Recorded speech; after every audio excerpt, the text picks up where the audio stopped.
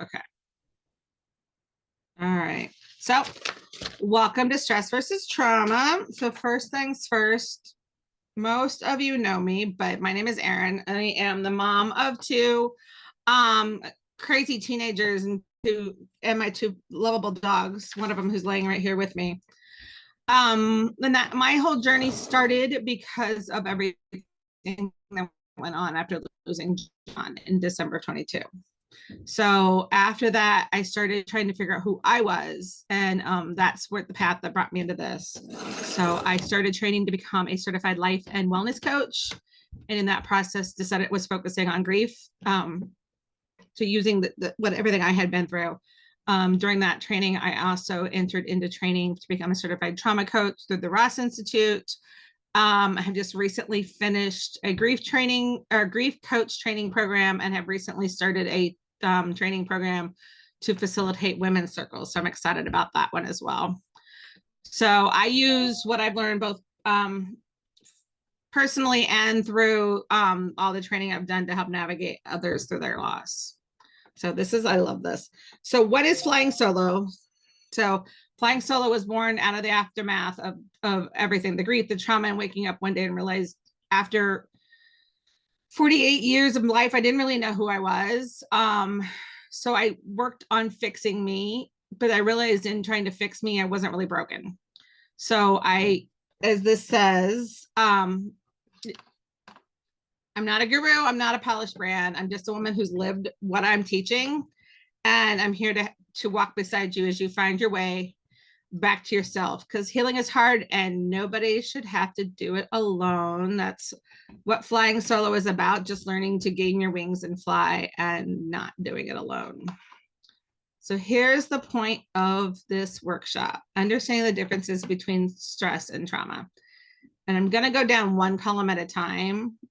And if anybody has any questions, pop in the notes, or you need me to stop, just say something and I will pause and we can take you off mute and we can talk. So don't feel like you cannot ask questions, okay? Does anybody else, before I dive into this, have anything they want to say before we get going? You can come off mute and chat, introduce yourselves, anything. Sorry, I was late. I'll forgive you this time, Michelle. Okay.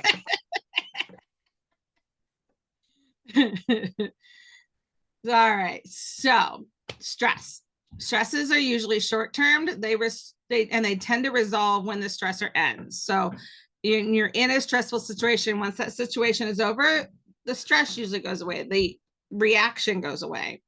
Sometimes they can motivate you, or sometimes they can challenge you. The causes often of stress are going to be deadlines, arguments, busy schedules, just a lot going on in our lives that just becomes overwhelming and taking over what your normal everyday feelings. So these are just everyday nuisances that get in the way. And then your body returns to balance once the event is over. So, and they're often managed with rest, problem solving, support, and self-care. Does anyone have any questions regarding any of those, of what you think the stresses are? We're gonna get into a little bit more of the weeds here with trauma. So do you have any questions now? Okay, so trauma are gonna be long-term and they persist well after the event. So if it's a traumatic experience, a trauma trigger, you're still gonna be feeling that even once the trigger is over. And that's very normal. This is what you're going to end up learning how to work through. They overwhelms your coping abilities. So you try every coping mechanism you have had in the past and they're not working. That's traumatic. That's a trauma, because you can't just cope your way through it with your normal everyday experiences. Causes abuse, both mental, physical, and emotional. Accidents, whether you're in an accident or someone you love was in an accident, that can also cause some traumatic feelings and traumatic experiences and traumatic shutdown from watching someone that you care about is in an accident and you weren't able to help them. That often will cause that feeling. Betrayal, and that can be from any person in your life, just somebody you trusted betraying you, someone you depend on betraying you, that also will cause a lot of trauma feelings. And then disasters, whether they're natural disasters or just everyday lovely little disasters that will cause influences. I was talking to somebody today who said she's has PTSD. She lives in Florida, and she's on the Gulf Coast, and thinking about coming up on those dates from the hurricanes last year, has really been bothering her, and she's been very triggered the last few days because of those hurricanes from last year and this back-to-back hurricanes, and it was causing a lot of issues with her system, and PTSD, for no better term of saying it, just from thinking about everything she went through during the hurricanes last year. So those will get you as well. Your nervous system also often stays stuck, and what that means is you can't get past that event. So your heart starts racing, you're crying, you're shaking, all those things that happen to us, the anger, the people pleasing, which we'll get into more of the responses a little bit, but you just stay stuck in that trauma response. That is also a very common issue when it's a trauma versus a stressor. You're not able to just get your body back into balance. The trauma events often require more than just rest, problem solving, support, self-care. Deeper healing, therapy, support. A lot of what I will do is find different approaches for you to deal with your triggers and find coping mechanisms for you to get through those traumatic experiences, so you're able to keep moving through and moving forward. So before I switch to the next slide, does anybody have any questions?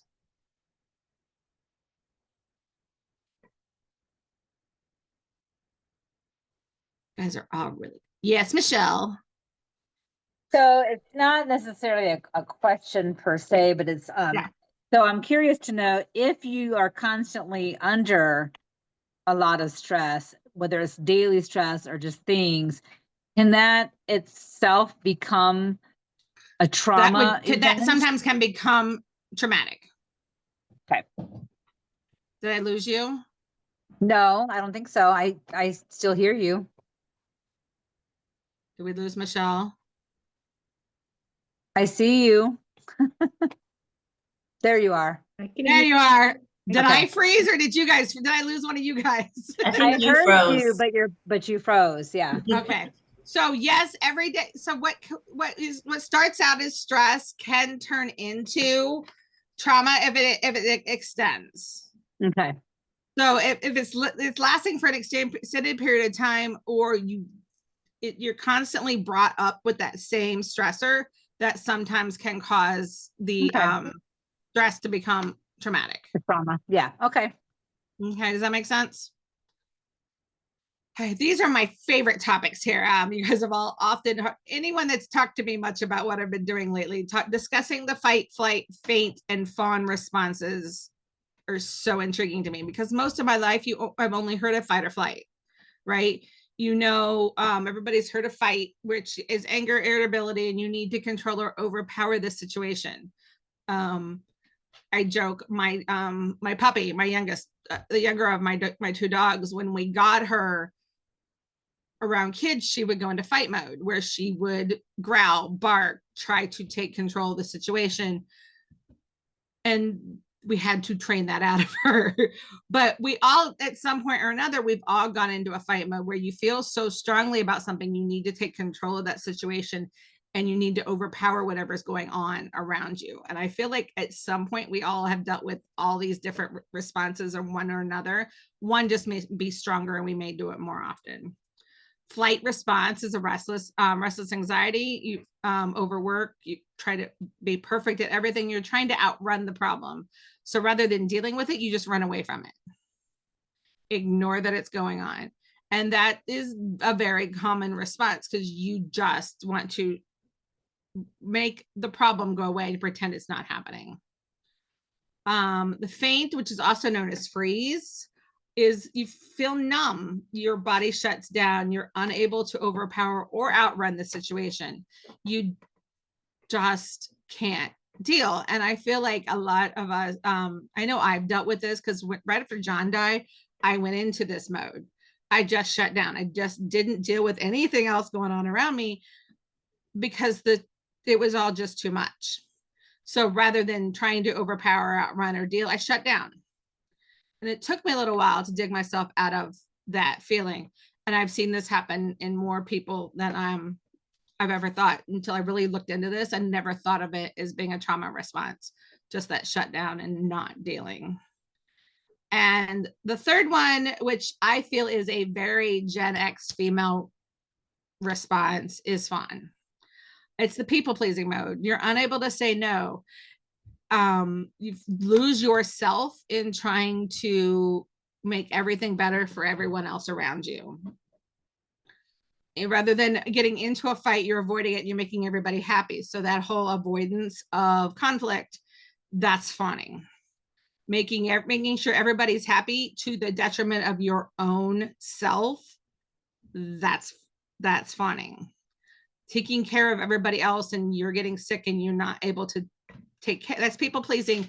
That's your difficulty in saying no. Taking on too much, volunteering to take over everything in every situation, that's a fawn response to some kind of trauma you've had in the past, and figuring out where that started. Each of these, finding out where that starts and where you go into these different responses, helps figure out which is the best way for you to cope and the best way for you to move forward. Does anybody have any questions on the 4 types of responses? Or they want to discuss what they think they are?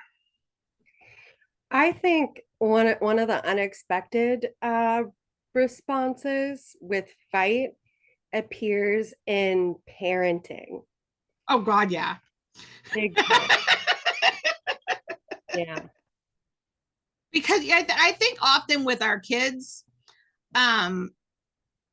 we just can't, sometimes the mouth, especially once they hit their teenage years, they are working so hard at creating their own personalities that we then go into more of a fight mode to try to control something. So yeah, I completely agree with that. And I think Definitely. And the trauma we may have experienced from our own parents. Oh yeah. Yeah. What parents do in those situations, and then we emulate it without realizing it, being that that type of response. Definitely a fight response sometimes. And Veda, yes, we all sometimes fall into all 4 of them. I know I do. I think I saw somebody else had a question. Michelle, did you have a question, comment? Oh, I thought I saw your hand up. I swear I saw a hand up. I was adjusting the light because it was like right in my face. Yeah. So, and you know, a couple people have commented about being a couple different things. I feel like with my kids, I go into fight mode, and most of the rest of the world, especially with supervisors, employers, whatever, I go into fawn mode because I don't want anyone to think bad of me, and I avoid the conflict and all of that. So I go into fawn because I just want everything to be okay. So what we're going to break into, what we're going to get into next is some ways to cope with those responses. We're going to understand what triggers are and what causes the responses. And then we're going to understand what causes a trauma response. So here's a fun one. And what we're going to do is ask, is it stress or is it trauma? You spill your coffee on your shirt before a meeting. Is that stress or trauma? I'll go stress. It might become someone else's trauma, but it depends. Right? Who spilled it on you. I don't know, I still, yeah. It may become traumatic if I burnt myself, but that's a whole other story. Not in the McDonald's drive-thru. You're in a car accident. Is that stress or trauma? Trauma. What did everybody say? Trauma. Mm-hmm. So you have experienced ongoing childhood neglect. Trauma. Your boss criticizes you at work. That starts out as stress. And then turns into trauma later. Yeah. Okay, and the sudden loss of someone in your life. Trauma. Trauma. Mm-hmm. Oh, excuse me. Some of these things could also, you're in a car accident. If everything's okay, you may not have that trauma lasting for long, and it may just really be a stressful situation, but often that is traumatic. The boss criticizing you at work, if it's a continuous thing, it becomes trauma over time, as Michelle was asking earlier, because you start preparing yourself and you start going into a trigger response every time you see them because you don't know what's going to happen. Does that make sense? It's not time. It is Sorry. time. I'm sorry. Time. The dog is sitting here and she's like, she gets like food about halfway, like 8 o'clock. So she's like, hey, it's 8 o'clock. Sorry. You're Wants to fine. make sure you don't forget. You seem off. Yes. Trust me, I have been through entire sessions with clients staring at their cat's butts. Yeah. Yeah. We won't mention who that is. I'm owning it. She was proud of it. I love it. All right. So coping with stress and trauma. We're going to start with coping with stress. The reason I did this has got some just basic things, and then I've got some bigger things we're going to do with the trauma triggers. So coping with stress, timeouts, taking a break, walking away from the situation, giving yourself a minute to just breathe, helps with the coping with that stressful situation. One of the things I've learned a lot of when I've been recently studying some breathwork stuff is the box breathing. So that's a 4-second breath in, you hold it for 4 seconds, 4 seconds out, and then hold your breath for another 4. And then you start that over and you run through that a couple times just to get yourself used to that. So let's try this. So everybody just sit back, relax. Take a deep breath in for 4 seconds. Hold it for 4 seconds. Out for 4 seconds. And then hold your breath again for another 4. And then you repeat it. And if 4 seconds is not enough, do 5, do 6. If you feel like you need to do it longer, then do it longer.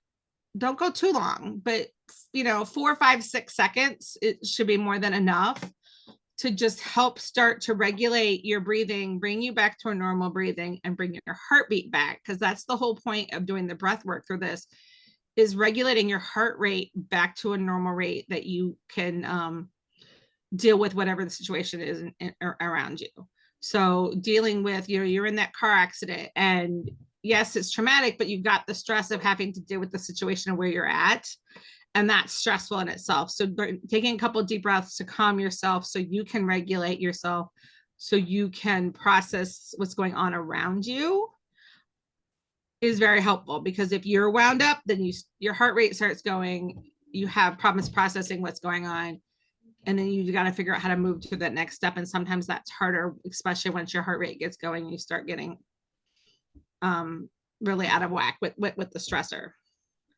Journaling is another really big one. If you need, really just to get those thoughts out. I have created a 10-day stress journal. If anybody hasn't already tried that and would like a copy of it, just put something in the notes. Juliana will make a list of who would like a journal, and I can get a copy of that emailed out to you today or tomorrow, so you have a chance to go through that. It's just a quick 10-day PDF that you can print off. It's really, I think it's a pretty easy.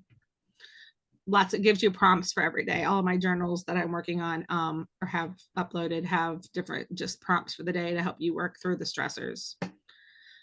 Problem solving.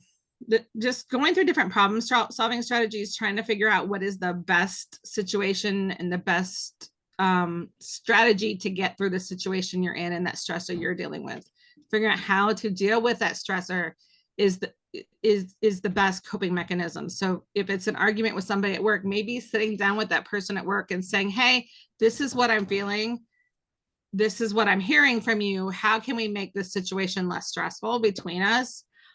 Or just understanding the situation and where somebody else is at sometimes can help problem solve your way through those situations just to get yourself back on an even ground. But again, before you do that and you start that conversation that can become stressful, remember your breath work, remember your timeouts. And we're going to get into some grounding exercises with the trauma triggers as well. Sometimes doing a grounding exercise before you walk into that stressful situation to problem solve will help as well. Does anyone have any questions regarding coping with stress? Those 3 items I gave you for coping with stress. There's also other breathing breathing stuffs I've used. There's the 4-7-8, which is 4 seconds in, hold for 7 and 8 seconds out. That's another one that gives you really the time to have to really count it out to just get way through. So there's other breathing exercises as well. Any questions before we move on to trauma triggers? All right, so trauma triggers. These are my jam. I love a good grounding exercises. So different grounding exercises. Everyone's heard of 5, 4, 3, 2, 1. So that's the reason we use that. That's a sensory it's for sensory grounding. And you're going to identify 5 things you see, 4 things you hear, 3 things you touch, 2 things you smell, and 1 thing you can taste. And we use that a lot with anxiety. We use that for anything you need to just pull yourself back into the situation so you can focus on what's going on around you. But that makes you take in a full glimpse of the area around you, and it helps calm your nervous system down so you're grounding yourself back into the present and finding your way through.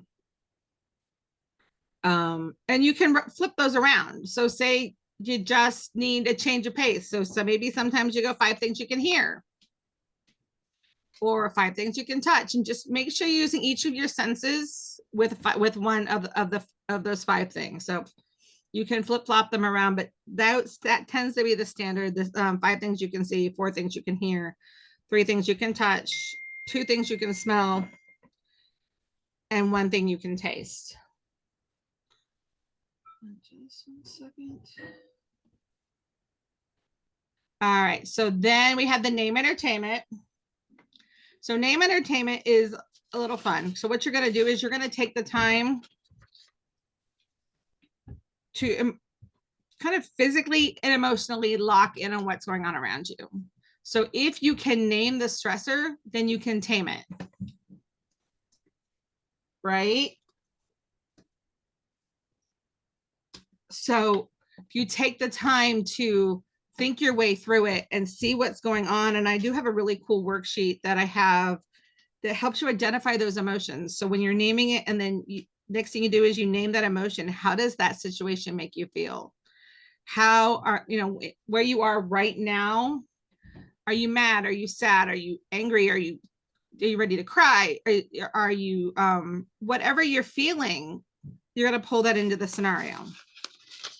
And mad, sad, angry, anxious, frustrated, whatever it is, you're going to put that emotion with whatever situation you're dealing with. So you got to recognize how you're feeling, name the emotion you're having with it, and then try to reactivate and rethink your brain, reactivate your brain into finding a way around the situation. So I do have a really good resource for name it, or name it to tame it, if that's something anybody in this group is interested in, and I can email that to you as well. Just like I said, put it in the comments and I can get that copy of that to you as well.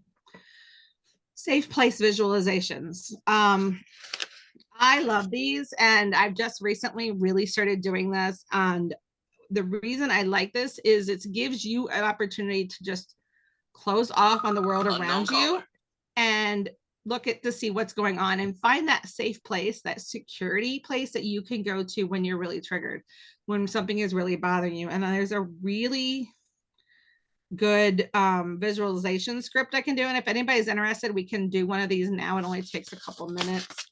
But a visualization is interesting. Does anybody want to try doing one? We can do one now. We got a couple people that would like. Okay. All right. Is everybody in a place they feel comfortable?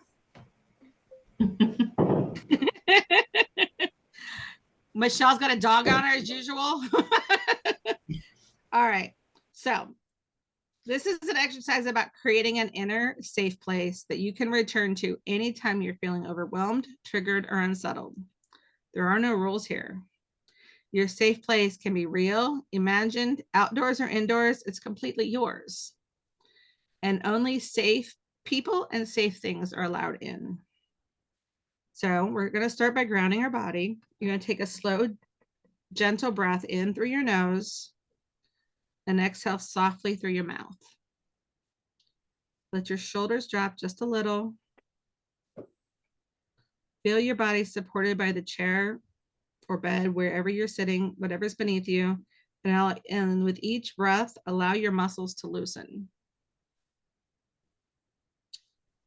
Continue to breathe in through your nose and out through your mouth.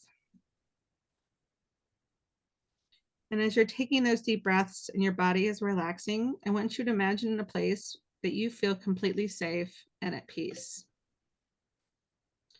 It could be a cozy room, a beach, a forest, a quiet garden, anywhere that brings you comfort. It can be a present place. It can be a place you've been to in the past. It doesn't have to be a place at all. It can be completely of your imagination. There's no right, there's no wrong. Just let your mind take you there.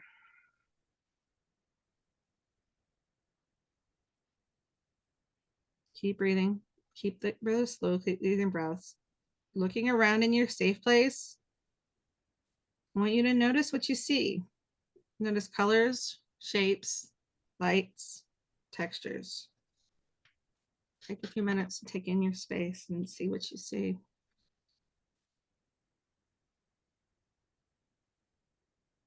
Now I want you to listen. What do you hear? You're at the beach. Do you hear gentle waves? Do you hear a bird singing, or the crackle of a fire, or simple silence?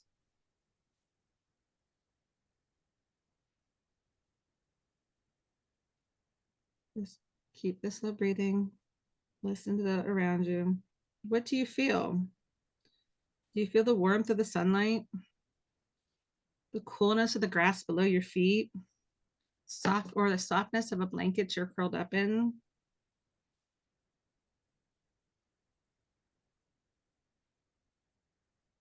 And then there's those amazing smells, those calming smells, whether they're fresh flowers, ocean air, the smell of something comforting baking, something that brings you peace, something that brings you harmony. Is there anything around that you can taste? Imagine that now. Maybe it's fresh water, tea, glass of wine, something soothing. What in your safe place is there for you?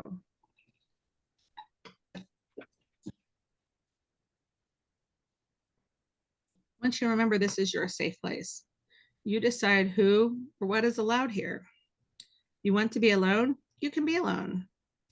If you like a comforting figure, an animal, or a presence with you, you may invite them in. Whatever you want, it's your safe place. And if they're safe to you, you can allow them in. Nothing harmful or safe can ever enter. Harmful or unsafe can ever enter your safe place. Now I want you to take a moment to notice how your body feels while you're here. If you'd like, you can place your hand over your heart or in your lap to remind yourself of this calm.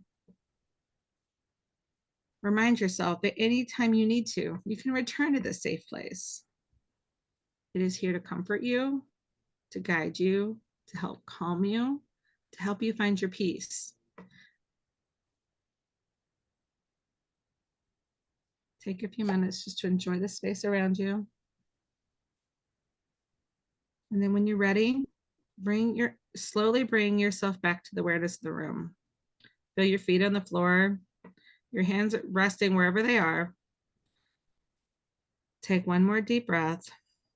And when you're ready, you can open your eyes and know that your safe place will always be available to you anytime you need to go.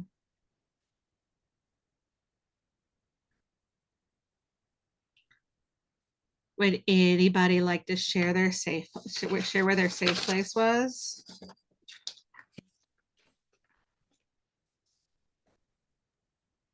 Whenever I do this activity, for me, I'm always like standing in an open field, like, I don't know, a wheat field or something where there's golden grains Oh, and I the love that. wind is like the wind is just enough to be a breeze, and it's just me in like sunshine, just beaming Mhm. down, and I'm just like checking everything out and just being by myself.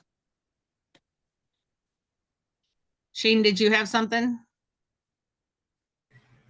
Oh, I'm always listening to the waves and that warm sand. I have done this multiple times and end up in multiple places, but the last 3 or 4 times I've done it, since I actually walked through a similar script to this one, I ended up in my grandma's kitchen with my grandma baking peach pies. And when I was finished with that, the smell of peach was, I felt everywhere around me, which I had no peach candles burning. I had nothing like that going on, but I just felt like that was there. And ever since then, all I wanted to do is make peach pie. But that was, cooking with my grandma was always my safe place as a kid. And when I needed to get away from everything going on at home, we would go to my grandma's for a week when I was a kid, when I could. So of course, I think going to grandma's would still be my safe place now at 50, as it was when I was 10. Who knew? So if anybody would like copies of that safe place visualization or any of the breathing exercises, again, just comment, put that something in the comment section. I'll make sure you get copies of whatever you would like. But this is recorded, so you can always come back to this as well and watch this as well. I will have this saved. If you would like a copy of it, just let me know. All right, so now we need some audience participation. So all of you get yourselves off mute. I'm wondering what you learned about yourself tonight. Did you learn anything that gave you any aha moments?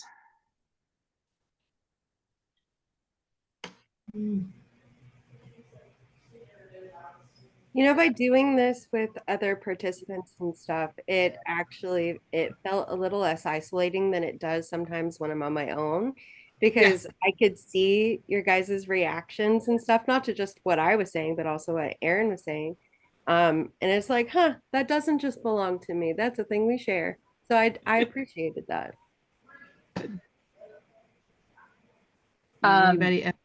Yeah, this isn't necessarily today, but I just recently come to understand this, and I might have mentioned this to you too at one point, but for a long time, whenever someone used the word trauma, I thought it had to be something, big and like abusive, like, really, in my mind, traumatic. Well, And that's the reason why I wanted to do this, because that's the discussion I've been having so much with people lately is, it's not, it doesn't have to be that abuseful situation. It can just be something that's altered your life forever. Right. And I started thinking about that a couple of years ago at a retreat I went to, and we were in the session. I'm like, well, I can't go to the trauma session because what am I going to do with that? And then it's just kind of opened the door to realizing that if it's an affecting you in a way like that, then it's your trauma. Like, it doesn't have to be like everybody else's trauma. It's yours, and you can, work to fix it, or you can work to deal with it better, I guess is what I'm looking for. Not fix it, but deal with it better.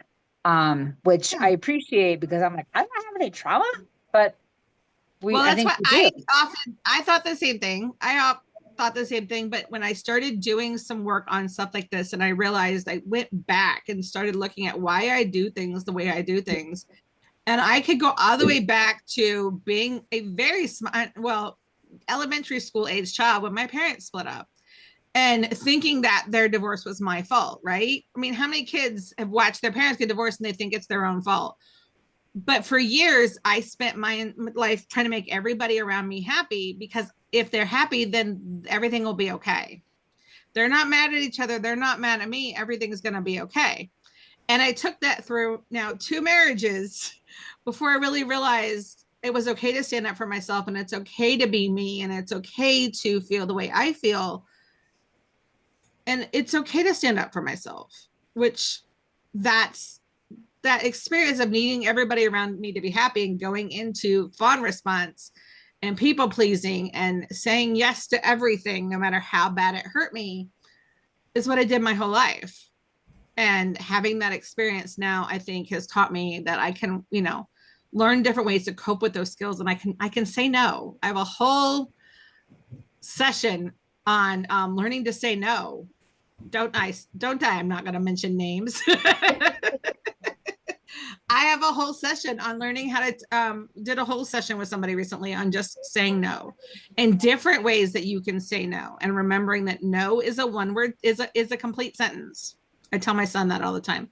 No is a one word sentence. I Complete. love that. Well, those of you that know my son understand why no has to be a complete sentence. So, I'm going to start adopting that in my house. hey, it has worked wonders. So, where in your life are you experiencing stress? Anybody want to talk? Yeah, I feel like for me, definitely what you talked about earlier, like the fight, flight, the freeze, and the fawn, and all those different ones.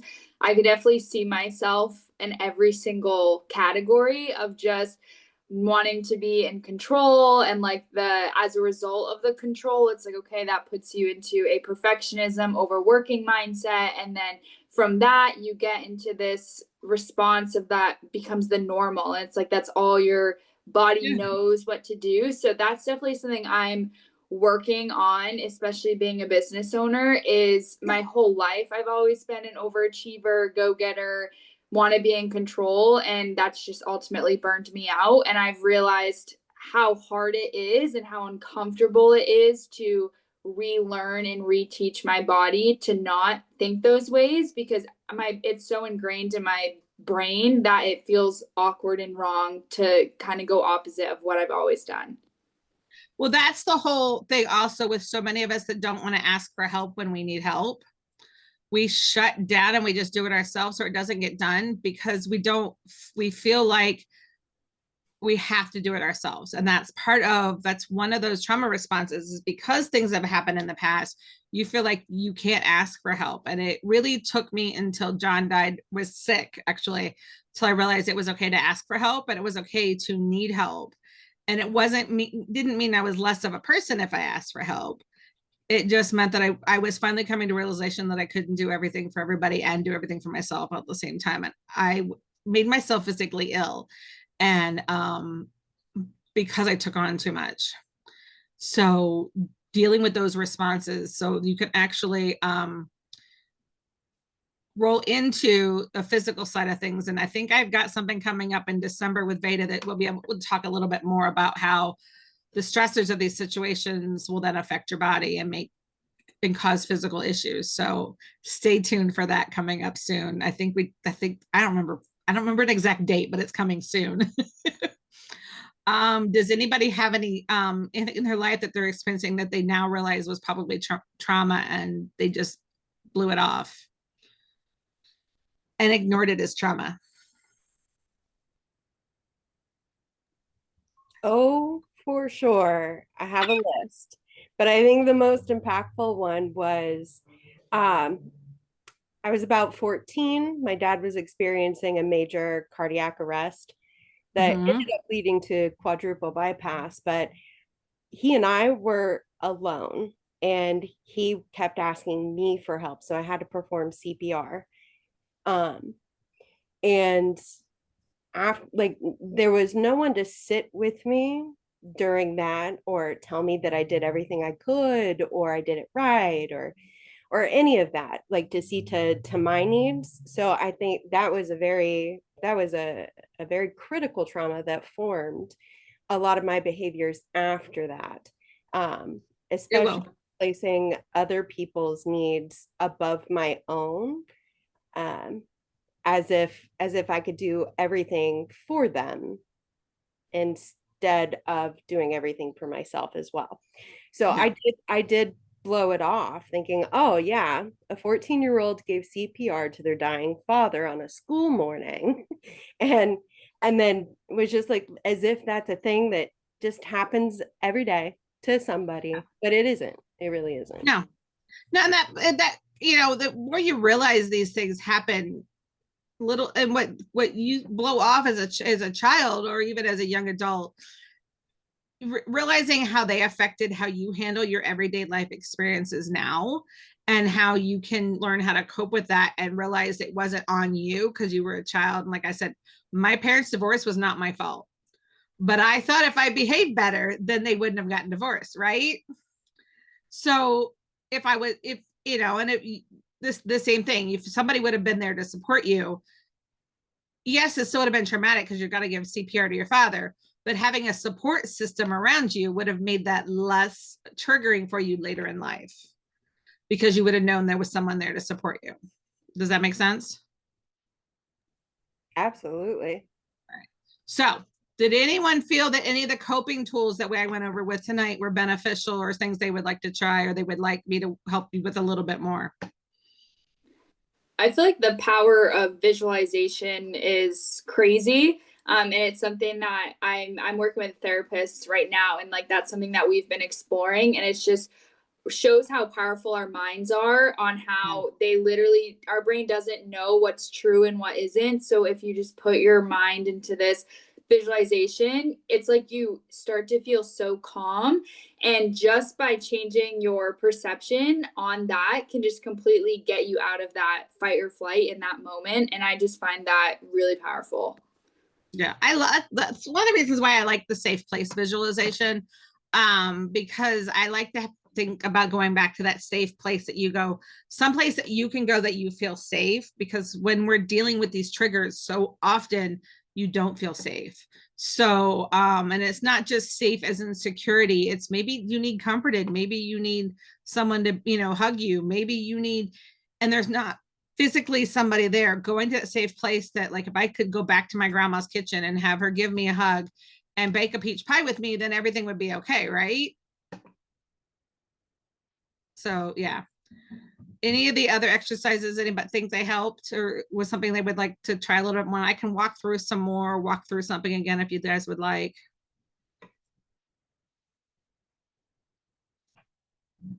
All right. Whoops, wrong way. All right. So what is one takeaway from tonight that you guys have? Las Vegas. Does anybody have a takeaway from tonight, or something they feel they learned that was beneficial? I like the box breathing. I never realized it was, I probably heard it, but never put the two together. So I know.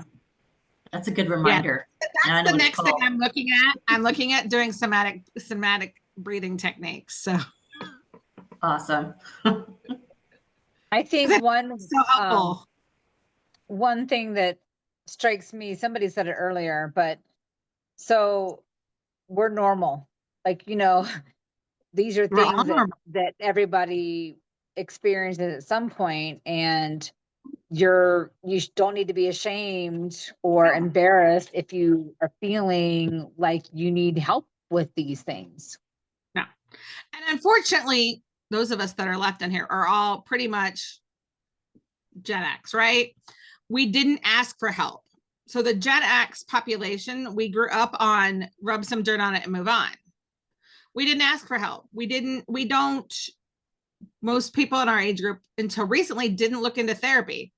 We thought we were, we're crazy and it's our own problem and we have to deal with it. Asking for help, asking for someone to give you some guidance, asking for something just to support yourself, is the best way to do it.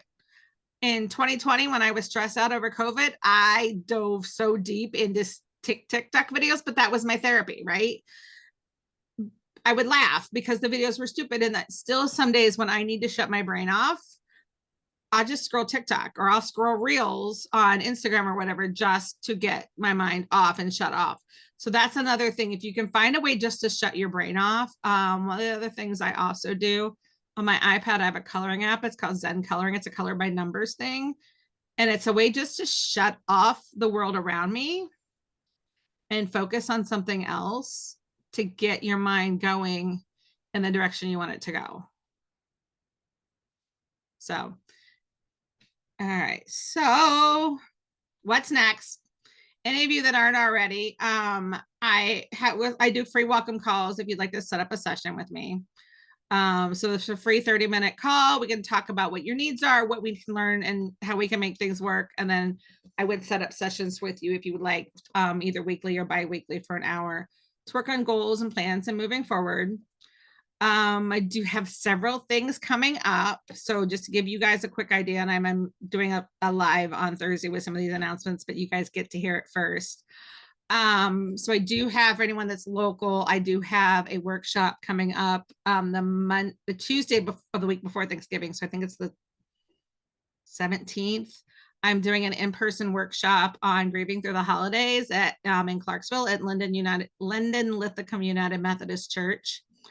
That's going to kick off the next week. I start a 4-week, the Monday before Thanksgiving, which is the 24th. I am doing a 4-week grieving through the holidays session. Will be a smaller group working together one on with me, and we'll have Zoom calls weekly. We will have a WhatsApp chat, anything needed, just trying to figure out how to work our way through the holidays.